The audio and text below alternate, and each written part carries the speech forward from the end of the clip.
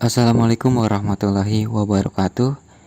Di video ini kami berkesempatan untuk membawakan materi ilmu filsafat dengan saya Dery Andika dan rekan saya Farid Arafi yang bertemakan tentang ilmu pengetahuan.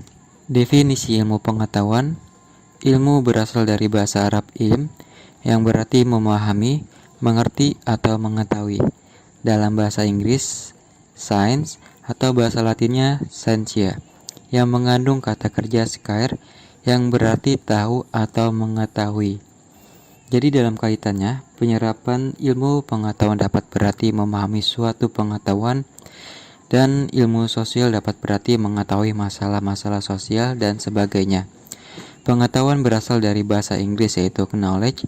Dalam Encyclopedia of Philosophy, definisi pengetahuan adalah kepercayaan yang benar. Pengetahuan adalah fakta, kebenaran atau informasi yang diperoleh melalui pengalaman atau pembelajaran disebut posteriori, atau melalui introspeksi disebut priori. Jadi, ilmu pengetahuan dapat diartikan sebagai sesuatu yang kita dapat dari berbagai pengetahuan yang ada dan didapatkan dari pemeriksaan dengan menggunakan metode tertentu. Pengetahuan berasal dari pengamatan dan pengalaman di dalam kehidupan kita sehari-hari. Ilmu pengetahuan merupakan sesuatu yang dapat diuji kebenarannya dan dapat kita percayai. Selanjutnya, di sini ciri-ciri ilmu pengetahuan. Yang pertama ada empiris. Empiris adalah kata yang berasal dari bahasa Yunani. Arti empiris adalah pengalaman yang didapat dari percobaan. Dalam bidang akademis, empiris erat hubungannya dengan observasi atau mendapatkan rumus dan data empiris. Maka dapat diambil penjabaran, makna empiris adalah data atau keadaan nyata yang pernah dialami melalui suatu penelitian, observasi atau eksperimen yang bertujuan untuk mendapatkan fakta ilmiah. Dan yang kedua ada sistematis. Sistematis adalah proses penggambaran sesuatu yang direncanakan dan hati-hati. Akar bahasa Latin dari sistematis adalah sistem, yang artinya tatanan atau sistem, sehingga secara umum makna sistematis dapat diartikan sebagai segala bentuk usaha yang dilakukan untuk menguraikan atau menjabarkan sesuatu dalam hubungan yang teratur dan logis. Dan yang ketiga ada analitis. Penelitian ini dapat diuraikan lebih lanjut dengan pembuktian hubungan sebab akibat antar variabel yang terdapat pada penelitian, serta dapat diidentifikasi dan ditentukan metode pemecahan masalahnya. Jadi analitis sangat penting dalam semua aspek kehidupan, baik itu bagi pelajaran, mahasiswa, pengusaha, termasuk karyawan perusahaan. Setiap perusahaan dengan bidang masing-masing tentu memiliki pekerjaan yang perlu diselesaikan. Dan di sini ada yang terakhir, objektif. Objektif adalah pemikiran atau sebuah pernyataan yang berdasarkan fakta tanpa melibatkan pendapat pribadi. Biasanya digunakan ketika menyampaikan informasi kepada orang lain. Contohnya, informasi objektif tentang bencana banjir yang melanda sebuah daerah di mana terdapat ratusan orang meninggal dunia. Contoh yang lain ialah seperti penilaian tinggi badan kepada seseorang karena bisa diukur dengan akurat dan didukung dengan patokan tolak ukur parameternya yaitu seperti sentimeter dan yang lain-lain. Selanjutnya ada keragaman dan pengelompokan ilmu pengetahuan. Yang pertama ada ilmu murni dan ilmu terapan. Ilmu murni adalah ilmu yang bertujuan meraih kebenaran demi kebenaran. Contohnya adalah matematika dan metafisika. Sedangkan ilmu terapan adalah ilmu yang bertujuan diaplikasikan manfaatnya. Contoh ilmu kedokteran, teknik hukum, ekonomi, psikologi, sosiologi, dan administrasi dan ekologi. Selanjutnya ada ilmu formal dan ilmu non-formal. Suatu ilmu disebut mononepiris dalam ilmu dalam seluruh kegiatan tidak bermaksud menyelidiki secara sistematis data-data indrawi yang konkret. Dua contoh ilmu formal atau ilmu non-empiris yaitu matematika dan filsafat. Kemudian suatu ilmu disebut empiris karena memainkan peran sentral. Ilmu empiris dalam seluruh kegiatannya berusaha menyelidiki secara sistematis data indrawi yang konkret. Contoh ilmu non formal atau ilmu empiris yaitu ilmu bahayat, ilmu alam, dan ilmu manusia.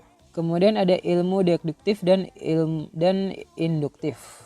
Deduktif adalah proses pemikiran di mana akal budi manusia dari pengetahuan tentang hal-hal yang umum dan abstrak menyimpulkan tentang hal-hal yang bersifat khusus dan individual. Contohnya ilmu deduktif yaitu matematika.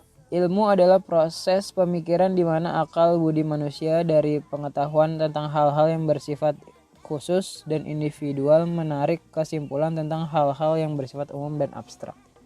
Kemudian ada ilmu non-motesis dan ideografis. Non-motesis ilmu. Yang termasuk ilmu ini adalah ilmu alam. Objek pembahasan adalah gejala alam yang dapat diulang terus-menerus serta kasus yang berhubungan dengan hukum alam. Ilmu ideografis. Yang termasuk dalam ilmu ini adalah ilmu budaya, ilmu pembahasan atau objek yang bersifat individu. Unik yang hanya terjadi satu kali dan mencoba memahami objeknya menurut keunikannya itu. Selanjutnya ada susunan ilmu pengetahuan. Menurut Peter Erskine, dalam perspektif meskipun tidak secara gamblang ia menyampaikan bahwa ilmu memiliki bangunan struktur.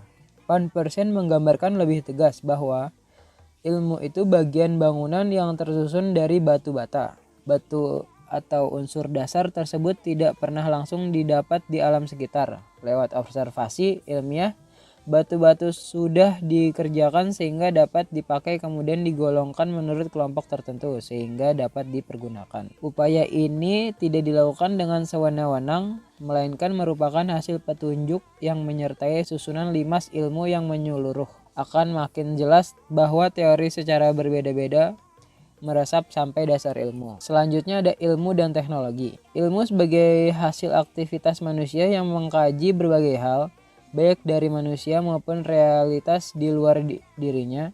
Sedangkan teknologi merupakan instrumen bagi manusia untuk memenuhi kebutuhannya.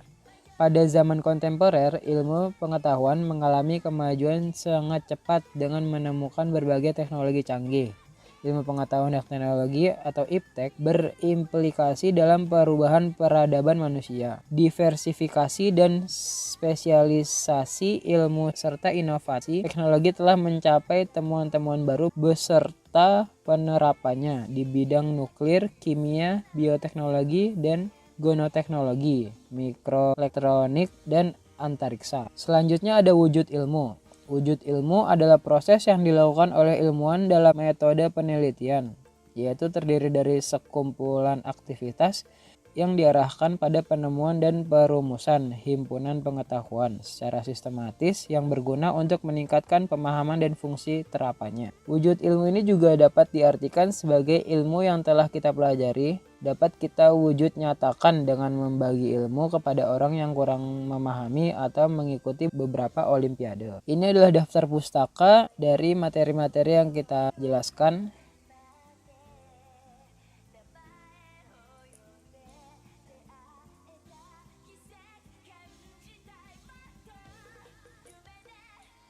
Dan sekian presentasi dari kami. Mohon maaf jika ada salah kata atau penjelasan. Terima kasih. Wassalamualaikum warahmatullahi wabarakatuh. Jika ada yang ingin bertanya silahkan.